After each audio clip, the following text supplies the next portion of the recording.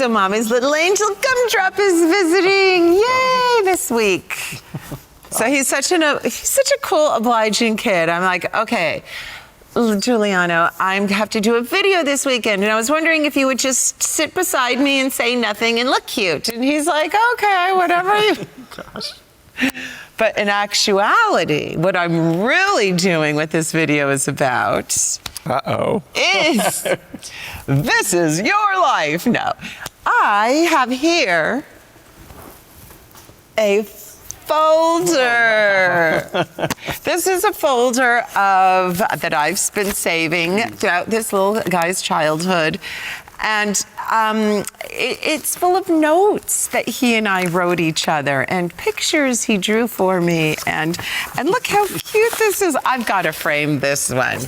This is a bee. I mean, how appropriate, because I didn't change my name to Carol B until after I met Marcus. And bees are just so important. They're just so special and precious to me. I go out to the pool every day and save them, and I have to give them CPR. I blow and bring them, revive them, and it's amazing. Well, thank you for doing that, because little bees need the help. I always try to save bees too when I can. Bees are great. But what I wanted to share with you guys are just some notes he and I wrote each other. You can share it with me too. I haven't seen these in years. I know. I mean, these are so cute. And what I would do is at the time, now, for those of you who know us, you know that I raised a child, single mom by myself, no financial help from anybody. And I made it. I succeeded in, not only surviving, but we're thriving, and he's thriving. Well, we're thriving now, but, we were definitely surviving at that point, doing our best to survive. Right. We survived as comfortable as could be. But I wouldn't say we were thriving by any means. And the way we survived back then was we always did the right thing. No parties in the house. Your mother would go to work and come home. We didn't have that luxury, is something I always like. That's true. We didn't. We just didn't have that. Not only that, but I remember I never brought anybody over to the house either. Yeah. I mean, it was just us, and I was like, oh my goodness, God entrusted me to raise this creature, this innocent soul. Me? So I'm like, oh my gosh, I have to just do the best job I can. And I really didn't know much. Remember you told me you saw the book? That broke my heart. Raising a son by yourself as a single mom, especially when he's a teenager, and life isn't so stable, you can get out of hand. And I was definitely a handful. And I remember going into the trunk one time and I saw a couple books, and they were how to be the best parent, how to be a good single mom, what can I do to be, and it just broke my heart seeing that she did everything she could to try and raise me despite everything being stacked against her and no one helping. So just seeing that, I just thought, what kind of human, what kind of son would I be if I just fought her every step of the way? And it really made me feel like I got to do what I can to make this as easy as possible for her, which was tough to do because, I did have that instinct to just be a little crazy, but I'd always think of that and go, God, I got to go easy on her and do my best to try and work with her, because it's not just me. This is her that's, growing up too, in a sense. Yeah, we were both learning and growing. And yeah, he told me a few years ago that he was going through my trunk to get something out of it, and he noticed the books that I was always in self-help, self-improvement mode with him. I still am. Yeah, I'd say, I was just so grateful that I didn't go in my mom's trunk and, I find drugs or alcohol or old bottles or something, or God knows what, I find self-help books. Like that's what she's keeping tucked away, and reading on her off time. And I'm like, wow, just for me, I can't believe that. That's so sweet. Well, that was also so good of you to, have compassion on me, have mercy on me. Well, we're all we had, growing up for a long time. So yeah, I appreciated that. So I'm going to go through some of these notes. Let's see. I'm curious. Well, for this one, I call him Non or Nono. Why do you call me that? Because Giuliano, his name, is so hard for me to say. Plus, it's my father's name. It was hard for me to say, so that's what I used to call myself when I was a kid. I couldn't say Giuliano, so I'd say Nano. That was, and then everybody just ran with it in the family, and I didn't like it because I love Giuliano, and that's my name. And then they called me Nano, and I was like, okay. But she still calls me that. She can call me that. That's fine. Anyways, continue. Well, this note he wrote me, this was in 2003. I always wrote the dates of the notes because I knew one day I'd be looking through them and want to see the dates. Mom, I love you so much. Thanks for not hating me. You didn't call. I was so looking forward to hearing from you. You are so amazing for handling all of everything without being an alcoholic or abusive and mean and unloving. So much love, Giuliano, AKA your son. P.S. No school Monday. And I wrote January 29th, 03, one day after Nano scared the hell out of me and did not return till after dark. That was a miscommunication with your trip. Yeah. I was at work and I'm like, oh my God, why isn't he calling me when he returns home? And I had to leave work early that day. And that was a big deal, and everybody was freaked out. Actually, even in the school. Well, not in the parents, but all the staff in the school was freaked out. And we didn't know, but at the same time, as terrible as that was, it was also great fuel. And I was in seventh grade. That was great fuel for me to get a cell phone? Let's get a cell phone, because if I had a cell phone, this wouldn't happen. And sure enough, a couple months later, I got a cell phone. Here's this one. It's really cute, and it's just an example of the manipulation a kid tries to pull on his parents. This is exactly the word I was trying to say. This is the manipulation that was constantly being pulled on me. And as a mom that was always aware that I knew that kids do this, I was always ready for it. I'm like, okay, what's our next trick? He gave me this $1 million. He wrote this. It's really cute. It's just a picture of me. And on the back, he wrote, please, can I go to the movies today or tomorrow? I woke up early and I did all my work. Please, I will pay. I beg you, please think about it first. Thank you. Mark yes or no, but don't say anything or make a face. Just mark. Don't say anything. Love, Nano.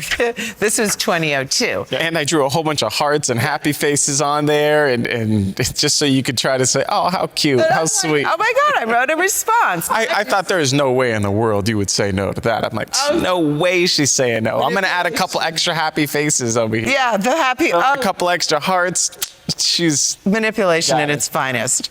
I wrote, Nano, this is not how it works. You've gone years without putting effort into your school career or your life, but you've gone years rewarding yourself.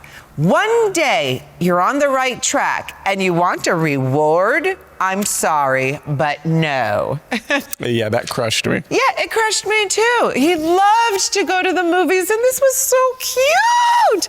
And I said no. And speaking about that was very hard for me. I mean, I loved you so, I still do, but as a little angel, I loved you so much. I just wanted you to be happy, healthy, and comfortable. And I knew how you loved going to the movies. It was just, it was like Halloween for you. And it was terrible of me to say no, but that was the right thing. You couldn't tell. To me, it seemed like you loved saying no. To me, it seemed like you said it with a, yes, now I can say no to him. And you know what? Children need to hear no. If they're not hearing no, I believe they're not feeling secure or confident that their parent is doing a right job. You kids need us to make your decisions for you, or else you're not going to be doing it right. And just like with the gooeys, I remember coming home from the grocery store, I was in the grocery store and I'm looking in Whole Foods' sweets section for some sort of tummy tickler for my little angel because I just love him so much and I want to make him happy. So I'm looking at all the beautiful desserts Whole Foods has to offer. And each one, I'm like looking at the ingredients and I'm like, oh my gosh, one worse than the other. And I said, you know what? I looked at myself. I had a 15-year-old at home waiting for me. And I said, you know, if you really love this little boy, like you say you do, you wouldn't get him this. I put back the sweets and I went home. I came home with nothing to tickle his little tummy with. I remember that. You said that, and I was like, well. You know, it is hard being a parent and saying no and putting your kid through that. But like I said, I was not the easiest kid, and I enjoyed having fun like every other kid far more than I enjoyed doing any work. And when I was 12, as a single mother, you had to get the support from everywhere you could. So you sat me down at my grandma's, and it was a tag team. It was just a complete bombardment of sister, my mother, and me. Of assaults. It was you, my aunt, my grandma, and then you had people, you called people on the phone to yell at me. And this would happen, I mean, honestly, I remember this happening like once a year, you know, this would happen quite frequently. That you would get everybody together and you would all just yell at me and just tell me like how screwed up I am and how this is messed up and how that's messed up. And you know, I would sit there and I would, I just take it like any kid. I wasn't crying, but I would sit there and I just, have that face like, okay, I'm not going to say anything. Of course, I'm guilty. But I would be thinking, oh my gosh, you just wait. I'm going to do so good in life. Like, I hate this so much. I'm going to be so successful. You just watch. I'm going to prove all of you wrong. And I'm going to make you all eat these words. And then I'm going to come back and I'm going to go, ha, look at me. Now I'm super successful and you can't say anything. How do you like that? Now I can do whatever I want. Now I can lay down and be lazy or whatever that I was doing that you guys didn't like before talking. Now I can talk to everybody and make jokes and it doesn't matter because I'm successful. And, I felt like that was a huge contribution to why I wanted to succeed. I just wanted to prove everybody wrong. Everybody was yelling at me saying, oh, you're a mess up. Well, see, that helps too. Hey, tag in. Now tell them how you... And I was just like, oh, my God. I'm not a mess up. I know I'm not. And you guys are sitting here saying I am. Let me prove you wrong. And so, I don't know. It just seems like when you really give a lot of love to a kid and then like say these things that just don't conform to what he's used to hearing, like, oh, you're the best, I love you, and then all of a sudden everyone's saying, oh, you're the worst. It's like, wait, I know I'm not the worst. I know that I'm loved. I know I'm great. Let me prove this. Let me show you guys that you're wrong. Let me sit here and really bust my ass to make sure that I'm not this person that you think I'm going to be. And that's just something that I look back at and I think, wow, I can say that now. Well, now that you're older, you look back and you're like, okay, well, I needed that to get to where I am today. But speaking about resources, I never went to high school. How is a junior high dropout supposed to do homework with her little guy? I was taken out of junior high in 9th grade, and I started traveling the world with my father. And of course, I never went back to high school, never went to college. So now here I am with a 16-year-old who has algebra and is looking to me to help him. Well, I helped him with his study words. Those were great. Spelling bees. But even then, I'd turn to him and I'd be like, okay, Nan, it's time to do your homework. Study your words. His face would turn red. He'd get so angry, but what a good boy. Who doesn't hate homework? I know, but he really hated it. And I was a little fearful, but I was like, okay, don't show fear. Stay strong. And when you don't show fear, when you're confident in yourself, that person sees you're confident and he will come. Just like when you were an infant. 3 days old, I would watch the nurses come and pick you up when I was in the hospital with him the first 3 days. Then you'd be crying and their nurses would very confidently, oh, you. They'd swaddle him up, pick him up, and he'd stop crying immediately. So here I am now, I have you home and you're crying and I go to pick you up and you're like, ah! it didn't work. So I'd put you down and I'd go, okay, be like those nurses, confident mode. But confident. And guess what? It worked. And you know, that is what kids need throughout their entire childhood, from the day they're born to the day they turn 18. Well, it sounds like, you know, kids are like animals. I mean, you know, humans, we're a type of animal. Yes. And we can, I mean, who do we know better than the person that raised us and we grew up with? So I could smell when you were being genuine and you were trying to fake something.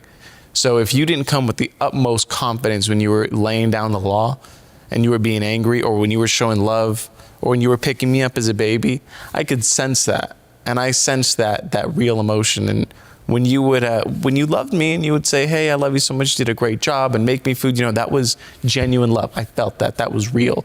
But then when you would be angry at me and you would go crazy, you know, that was also like, I didn't see any bit of like, okay, I'm scared, let me try and get him to listen to me. No, it was none of that.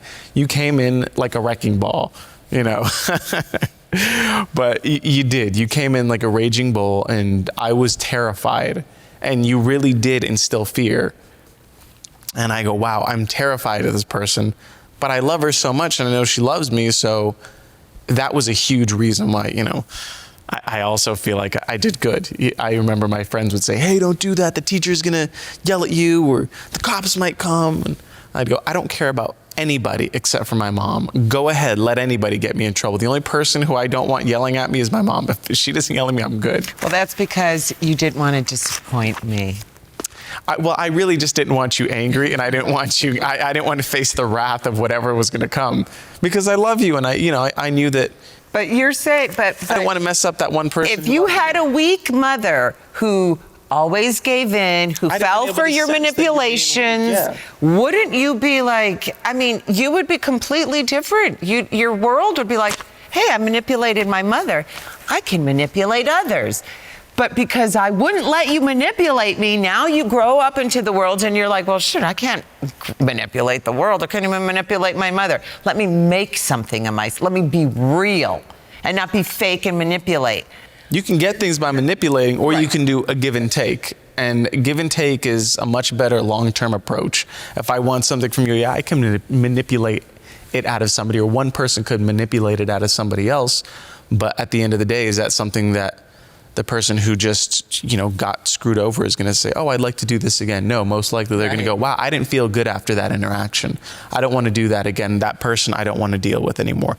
As opposed to if someone were to say, hey, I'll give you this and then you give me that. They go, wow, I feel great after that interaction. I want to deal with that person again. So that was a way that you were trying to get me to deal with it. You know, with that letter, you go, it doesn't work like that. You can't be good for one day. Be good for a whole bunch of days, then you can have what you want. That's a better give and take, as opposed to me trying to manipulate you, saying, let me do good once. Right. Give you this letter. Exactly. Cute it up, and then, hey, I'll get what I want. No, it didn't work like that. But like I was saying, though, you know, I didn't have a good model as parents to raise my children with. I didn't have a good childhood to base raising my child on.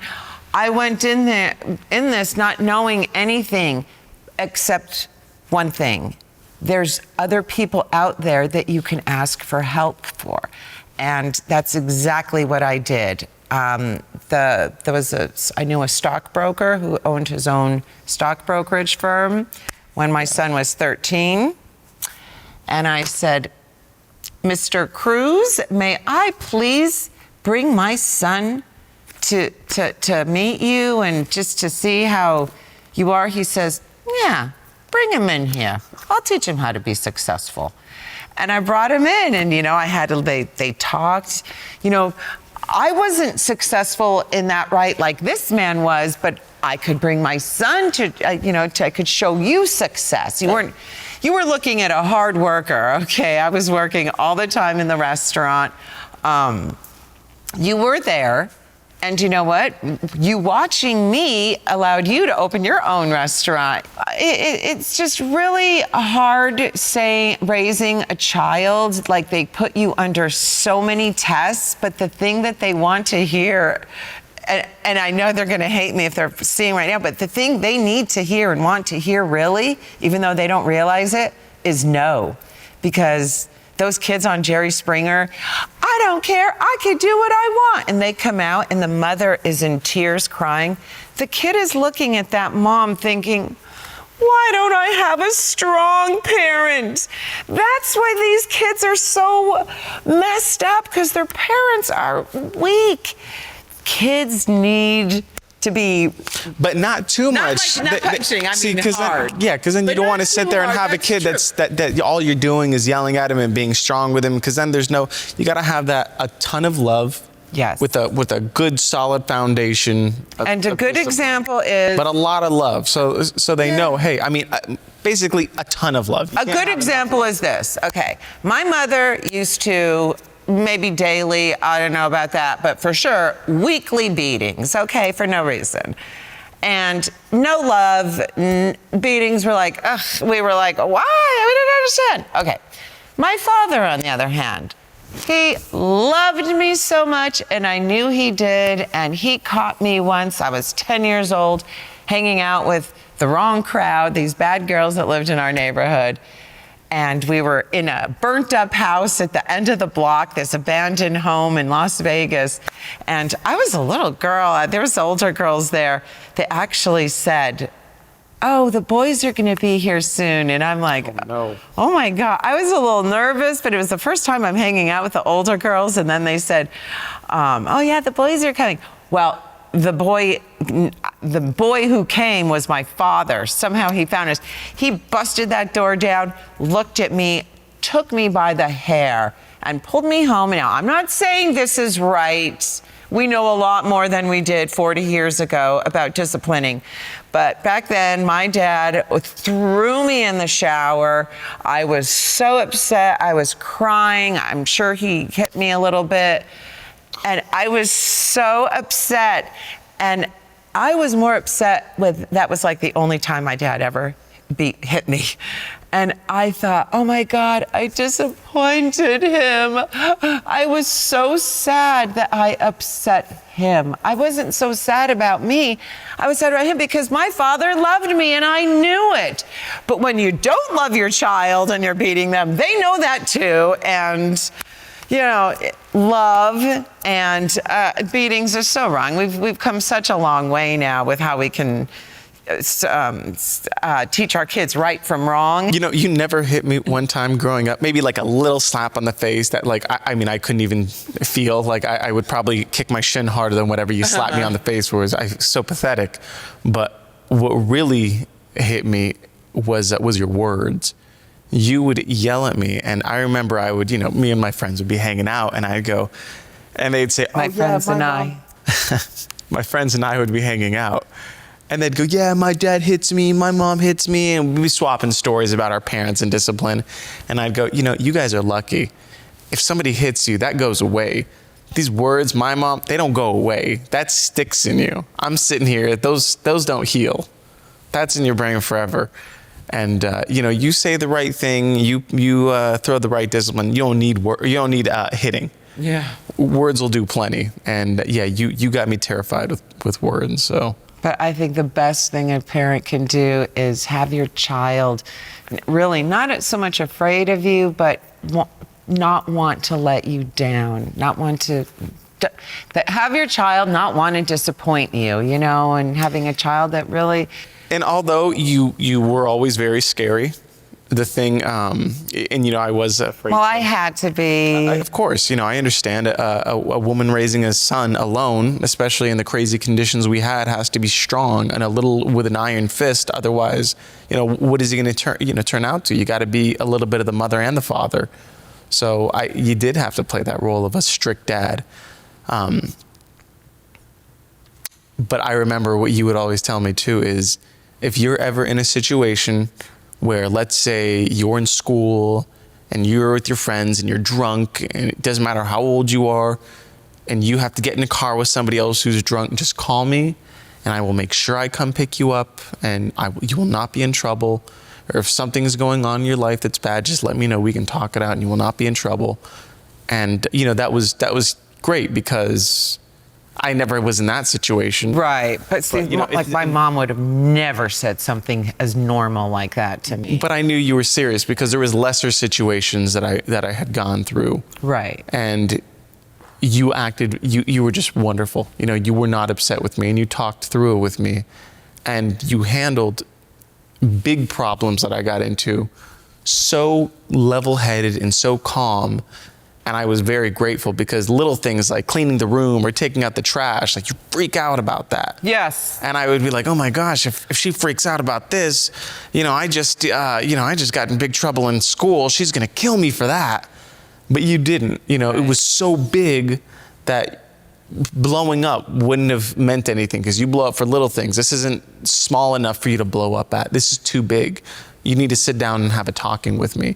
And you did. And that was really, God, that made me feel so good. And it really made me feel like you respected me as an adult, even though I was, a kid, high school, 13, 14, something like that. So I really appreciated that.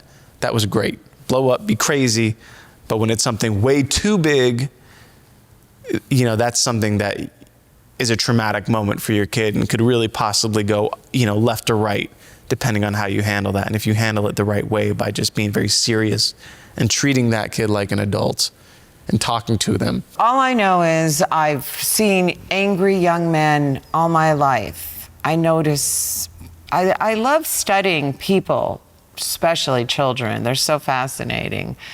And the interactions between parent and child I see in the store, like I'd always be staring at you and just enjoying the little things you do as a baby or as a toddler. And these mothers nowadays, they're missing all of this. They're avoiding it because they're on the cell phone. And I'm, a complete stranger, is appreciating the adorableness that you will never get back of this child. But what I saw all my life, and I still see it to this day, are angry young men. And that's always been my greatest fear, that I do not want to be the mother of an angry young man, because he's my son. I love him. I want the best for him. And that was always in the back of my mind raising you. I can't have an angry young man. And I just saw one the other day at the store. I bought him a water at Starbucks because they wouldn't let him go. They're like, it's 75 cents for a water, and the poor thing just starts to walk away. 23 years old, 24, and I go, I got him, and I go, I got his water, and he turns to me, and as they're making it, I looked in my wallet, and I had a $20 bill, I think it was a 10, and I go, will this make you feel a little better? And he was like, oh, he looked at me like, what? Why? Oh, I just wish I could take all those young little boys and girls and just rescue them. But I can't. But I could with him. I could just do the best job I can with him. And hopefully, we can work towards helping that. Yes, helping others. So today, my little gumdrop is 30 years old, and she can still embarrass me. Is the proud owner of his own successful business. He's not married. He has no illegitimate children that I know of. No, just kidding. He's single. Well, thanks to you. Thanks to Marcus, the business, by the way. I mean, you guys have been an incredible support system and helped me out through a lot of the ways. So thank you guys both. And the reason I said he's single and no children is because he wants to be successful first. Well, I mean, people can be successful and be married and have kids. And, I really respect the heck out of those people. I know what works for me. And for me, I know that if I had a wife and kid, that I wouldn't be able to focus as much on work. That's just not how my life is structured. If it had to be, of course, I would do my best to make it work.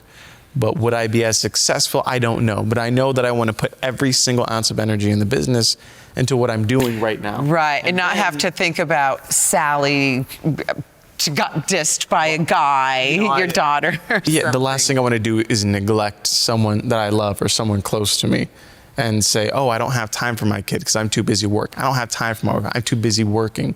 You know, I don't know how to juggle that. I wasn't raised in an environment that really showed me how to juggle that. Other people have been. Other people do it amazing. I hear so many stories of women who have kids, a relationship, they go to school and they have a job, and they're like, I'm shocked. I don't know how you do it. I have one thing, one business, and I'm losing my mind. So, yeah, you know, it's wonderful, and I couldn't have done it without you guys. And thank you so much. And from being a little kid who used to go, oh, this banana has a face. He won't eat his banana. Let me draw a face on there. Oh, yeah. Here, let me go in with my mother. You know, it broke my heart. He'd take a bite of the banana, and he wouldn't take another bite. He'd go, I don't want it anymore. So I carved a face in there, and I'd go, my mommy is in your tummy. I want to be with her. And I thought it was real. I go, well, I mean, they come from the same place. Clearly, that has to be real. I was a baby. And I'm like, and I know how much I love my mommy. So, I mean, I don't want to take that banana away from manipulation at its finest. But it's manipulation in a good way. So, yeah, thank you so much for that. And I wanted to share this video because if there are any single mothers out there that were in the same boat as I am, you too can raise a great kid, but it's very important. It helped me to say no and to be strong. And I know it's very hard, but there are resources out there and help for you to get. So you guys, you got to find resources. So much help out there just for the take. At this point, you know, even YouTube is a huge resource because we did not have YouTube back in the day. Nowadays, you can do anything with YouTube. So, all right, these people might want to go now, but anyway. I want to look at some more of those things because that's a big folder. Okay. Be fun. So just me and my little sidekick. We're still trucking till this day, still having fun. Together, still having fun. Aww. Just like in Fox and the Hound. We'll be friends forever. Well, we are. Friends forever. Now I have my best friend. I love you. I love you too. Thank you guys for watching. We hope the cringe factor wasn't too high. But okay, bye-bye. Have a great weekend. Okay, let's look at this. Oh my gosh. There's two. Hold on. Let's look deep in here. Okay, wait. This one was. Look at this. You know how proud I was of this? That picture. I'm so proud of this picture. It looks wonderful. Like that.